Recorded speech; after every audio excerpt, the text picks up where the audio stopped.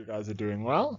I made this video on strategies just to give you guys an idea of the different strategies a business can implement. We've done it throughout the whole term. I just thought, let me make a dedicated slideshow for the future reference so that you know exactly which ones fit where and according to your slideshow obviously as well. Okay, so the first one is known as growth strategy, and it focuses on market and product development strategy, and then also market penetration, which we'll get to. They both look to grow, but they differ in their approach and their focus. So we'll look at each strategy and see how do they hope to attain growth. Okay, market and development looks at targeting new customer segments. Remember we did market mapping and LMS where you did market mapping and you say, these are the types of customers we're looking for, and this is where Checkers looks, this is where Woolworths looks, whatever. If you are not trying to change your product, you're just trying to change the market that you are targeting. That's what we call market development. Okay, so it leads to market expansion, it leads to reach a wider audience, which is obviously good because you get more income from it. It leads to diversification, so mitigating the risk associated with market fluctuations. If you have multiple markets, Checkers for example, even if there's a crash in the upper market, the middle market still continues and the bottom market still continues, and vice versa. And you don't have to change resources. You're still utilizing all the resources that you used to. All you are now doing, instead of utilizing new products, you are utilizing the same products and aiming it. So maybe your marketing changes, but your actual supply chain and everything doesn't. Okay, it's obviously challenging. You have to know your market research. Market research takes time. The nice word there's cultural nuances. People are different. You have to adapt your things to these people. And you might have to change things, like I said there, in marketing, distribution channels, which is place, customer acquisitions, those types of things. You need to really know what needs to change. Obviously, guys, in business, you're never going to say nothing's going to change. Something has to change. Some are just easier to change than others. Okay. So then you have product development, which creates a whole new product or improved product services to meet the growth of it. It focuses on innovation and enhancing the product's potential. So it obviously gives you a competitive advantage. If your product does something new, it strengthens the market position because you are attracting new customers with your new product, which other businesses can't do. Satisfying your customer and growing your revenue, as you'll see there. But there's always obviously cons. Research and development, as we've spoken about in the past, it's a lot. Testing, making products, it takes long and it takes time and resources. And the market has to accept your new product. Okay, it's happened in the past, and I've told you about it in the past, where something is limited edition. If it's rejected by the market, they take it off, and you've spent a lot of money changing your product, and it just hasn't worked. So you'll see that I think it was Checkers or Woolworths. They went into they did market development and then had to divest. So if it doesn't work, you have to go to your decline strategies and divest. So let's say you make a new product. If the product fails, you're going to have to implement divestiture and maybe close down that branch or that product section. Okay, and then we have market penetration, is that it focuses on increasing market share for existing products or services within existing markets already. So it involves targeting a large portion of the current customer base or attracting new customers from your competitors. Again, you utilize your resources that you know, you're trying to increase your market share. Economies of scale is something I'll teach you about a bit more as we go along, and it reinforces your brand. By being known for multiple things, your brand becomes more recognizable, and you obviously get learning and feedback. That market penetration provides for organizations to gain insights into people, their feedback. Okay, but there's risks, is again that market saturation. If you're trying to enter a market where people are, so a lot of them have been around for ages, it's a saturated market, which leads to intense competition, and you have to sometimes decrease your profit margin. Maybe you used to have a profit margin of 40% or 30%. Now you've got to accept you're not going to have that high price. You're going to have to charge 10%. And obviously customers change their minds quicker than the weather changes sometimes. So you have the risk of customer cannibalization, meaning that if the market thinks that existing customer segments or products will eat up your business and it won't survive. So the cannibalization by the customers have so much power that they actually force you to drive your prices down, drive your prices down, drive your prices down, and then you eventually can't survive anymore. Okay, you have also considered market segmentation, so organizations need to identify specific customer segments, the value proposition, which one's going to add the most value, which one is the easiest to do, how are you going to market this thing, and how are you going to keep the most customers. Then we get to decline. I've told you in the class before, you never do decline as a first level. Decline is when something's gone wrong and you got to say, oh shit, now we're going back on plan. Okay, then we have divestiture, which is the first one. And that's when you divest yourself. You sell a certain part of your business, you sell a certain effort or a certain part. Maybe you sell off a branch, maybe you sell off a certain section, a certain product line, whatever. You sell off a part of your business to survive. It's like amputating a limb to save the body.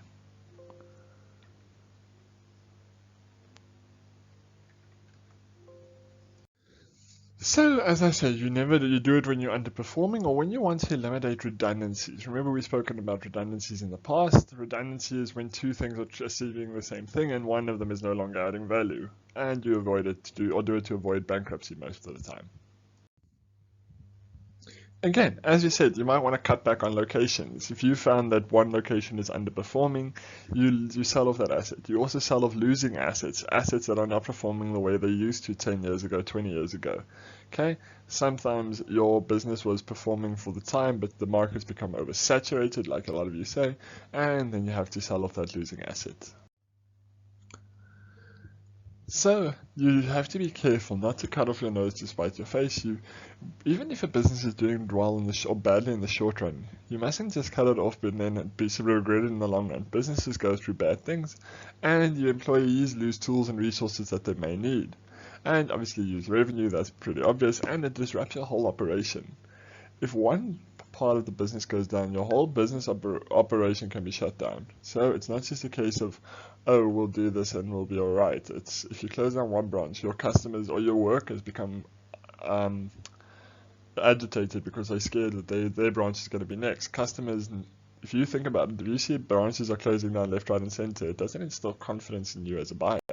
So it's obviously never the best idea, but if you do it efficiently and strategically, it can always help you. So obviously, a lot of times, we talked about redundancies. I'll fix up the slide, but redundancies can also be reduced, and it adds a shareholder values. And non-core businesses focuses back on that core, what makes your business run, what's really working, and financial performance increases. It locks value that you didn't have before, and it can realign your strategies and your goals that you need to focus on. The second one is retrenchment, and the textbook definition of it is when your company is either wanting to increase its financial assets or whether it wants to reduce losses. They retrench or they fire some people. Fire is not the right word when they let people go, but it's obviously never the best idea, and especially with the CCMA, it's normally when you have to limit losses. If you're proving that your business isn't going to survive with these employees, you can't just actually say, no, we want to increase profit. The CCMA will not like that. The important thing on this side is that it's a temporary such as period. It's mostly actually when you talk about retrenchment, it is mostly a permanent thing. When we talk about temporary, we talk about furlough, which is on the next slide. So furlough is a much nicer one that I talked to you about, and there's the reason it's British flag. British implemented it during COVID, is that it's taking people off for a certain period of time and offering them their jobs back when we get back on track. So it's a nicer way of retrenchment, and it's a really nice suggestion that you can put into your work if you put it up somewhere as a suggestion. Okay, why is it implemented? Same thing as business can't afford all of its customers, and customers might become redundant, so they have to reduce them. So the main risks associated with is that remaining employees will really be below on morale, and it can lead to unnecessary conflict if it's not handled correctly. The bad press it can also bring because a lot of people feel that it's unfair in South Africa where our unemployment rate is as high as it is. That's something you can bring up, and you say our employment rate is extremely high. So retrenching is not really going to help that socioeconomic issue, and they're really not going to. The poorly implemented retrenchment is going to hurt your image more than help it. Obviously, if done correctly and you leave on good terms, it allows you to reduce your staff redundancy, it allows you to reduce your costs, and it increases efficiency if you are going back to that core element of your business. That's the important part. Retrenchment and decline and divestiture all work if you only are bringing the core back to your vision back to the core elements of your business. It also allows you to bring back that or restructure your things so that people are best where they actually fit best, and it can improve more employer morale because people get paid more. If you pay less people, people's salaries increase. So I was sucking out of my thumb a little bit here, but it is a viable option. It's obviously not the nice option, but if you want to be a bit cutthroat, there we go. Liquidation is the worst of the worst. That's when you sell off your assets and everything to be taken out so that you can actually repay loans. So it's a form of divestiture, but it's the extreme form. So please don't say it's a strategy. It really isn't, but you need to know what it is. Okay, when you're at the worst of the worst and you need to start paying back loans and you sell off assets to do so. The only opportunities that this possesses is for other business. If you are looking to buy assets, if you are looking to increase your thing, you can go to liquidated business and buy off their assets and take their employees that are looking for jobs. Again, not really the most ethical way of doing business, but obviously I want to teach you guys how it works in real life. I don't just want to show you the sunshine and rainbows.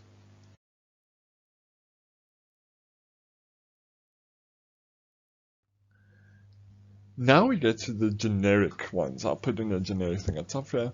But generic refers to creating a unique and distinctive product, or product differentiation is one of them, and it creates a new thing by changing features a little, and it can command a higher profit point. Product development and product differentiation are not exactly the same. So product differentiation is when you change the product a little bit, that it's not a completely new product. You just change it to stand out from your competitors. So that's why it's differentiation, not product development. Development is coming up with something completely new just for the hell of coming up with something completely new. Differentiation is to make sure that you are different from your competitors. The first benefit is that it reduces price competition. A lot of people are willing to pay a higher price for a product that is different. So then you're not worrying about your sensitive prices. You are allowing that increased customer loyalty because people are like, you are different from everyone else. You don't offer what everyone else does. They're not just looking at price, and they're looking at other things as well.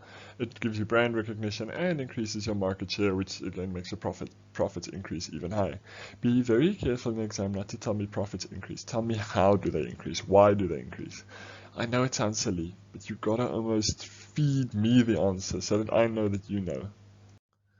So, low cost is when you want to keep your prices at a certain level and you want to increase that margin by bringing prices down instead of bringing cost down instead of setting prices up. Okay, prices are the last thing that a lot of businesses want to change, especially for price sensitive customers. So you want to make sure that you are decreasing costs rather than increasing prices. You can do that through backwards integration and a lot of methods. Cheaper labor, cheaper materials. Obviously quality is going to dip, but you can mention that. So how does it give you a competitive advantage? You can keep your prices stable when no one else can. You can increase your market share by getting those people who look at prices. You tell me, when you want to implement this strategy, you implement it when you know that people are very, very worried about what the price is. So make sure that you can bring it in there. Tell me who cares about this type of strategy. So why would you do it? You create a strong customer base. How do you do this? By having people, again, those people who like to afford the product and service and don't like higher prices, you can build that customer base. And it's that improved bargaining power. You're taking the power away from the buyer. By saying to them, we're the cheapest, they're not going to have that power over you and say, no, we'll go somewhere else. Go somewhere else. We're happy for you to, but you're going to pay more for it. So you're taking some of that power and bringing it back to yourself. The reason why I gave you this one is I say to you, the jack of all trades but the master of none.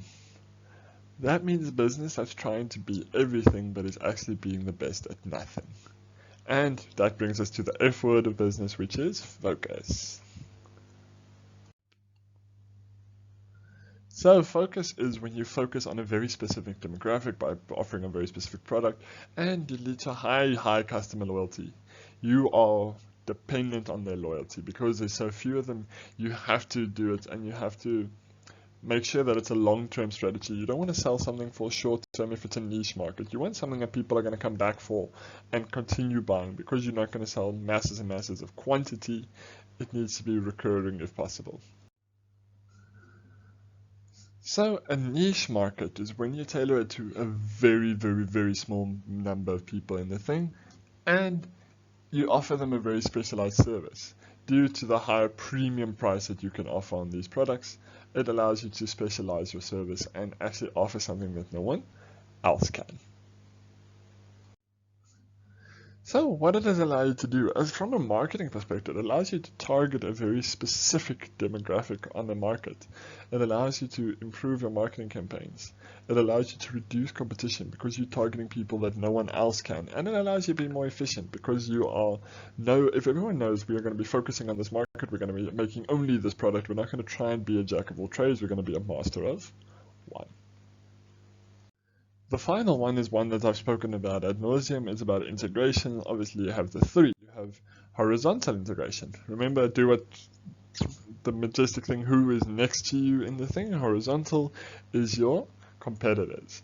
If you buy out your competitors, it allows you to reduce the amount of market competition and to try and be more effective.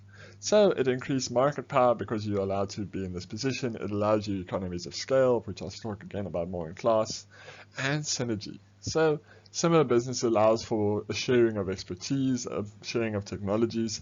People who are working together are sometimes, remember that synergy is 1 + 1 is 3. So make sure that you are in that competitiveness works in your advantage. The con is that there's anti-competitive concerns, especially in South Africa. You are not allowed to do it because of the Competition Commission, who protects consumers. Remember, when there's no competition, monopolies exist. Monopolies always have high prices, low innovation. They never work properly. And it's also a challenge for cultural and operational. If you're almost taking jobs away from everyone else, you don't want to be the dictator, the overlord of it. So it's very difficult to sometimes integrate. And it's a lot of times, if Checkers and Pick n Pay, often, yes, they're in the same Checkers in the same mall, but they're sharing customers as much as they're stealing it. Checkers doesn't gain that much by owning by having 2 stores in one mall. Because people are going to be like, why is there 2 Checkers? These people didn't coordinate, they didn't look properly. So you've got to coordinate. If you're going to buy them out, then you've got to really coordinate where each Checkers is going to be. You're going to really have to cut throats a little bit. You're going to have to cut off certain branches. You're going to have to do divestiture because you can't afford all the branches. So it's a logistical nightmare. Okay, backward is when you supplier or your supplier or raw materials, you buy out your supplier, allowing you to have more control over the supply chain. Obviously, it can really save you on cost because you now control the margins of your supplier, and you can actually do it. You can increase efficiency because you're not relying on anybody else, and it gains you a competitive advantage, especially if you get access to exclusive things, and exclusivity stopping others from gathering your business materials. Okay. Cons is it's a lot of capital to buy it out. You can lose a diversity. Obviously, you're gonna lose a little bit of innovation as well because now you own it all, and you're not gonna have inputs from other businesses and others trying to help it, and it's gonna change the market dynamic. Again, the Competition Commission might have something to say, and you're gonna have to have challenges directly affecting your operations. Again, logistics is gonna have to change. Forward integration is when you provide direct access to the customer, you sell it out. Online shopping has made this actually a lot easier than it used to be in the past. Instead of having a distributor, a lot of businesses don't have a physical location, they have an online shop. Okay, so by eliminating the companies can capture a target position of value, leading to potentially higher profit margins, and they improve their customer insights in this way. Direct customer interactions enable better understanding of the customers needed, their preferences and their behavior, facilitating targeted marketing. So again, because you now are working on a face-to-face, I'm sorry if I read that, I want to make sure that I quickly got that right. You want to have that face-to-face interaction, you want to have direct interaction with them.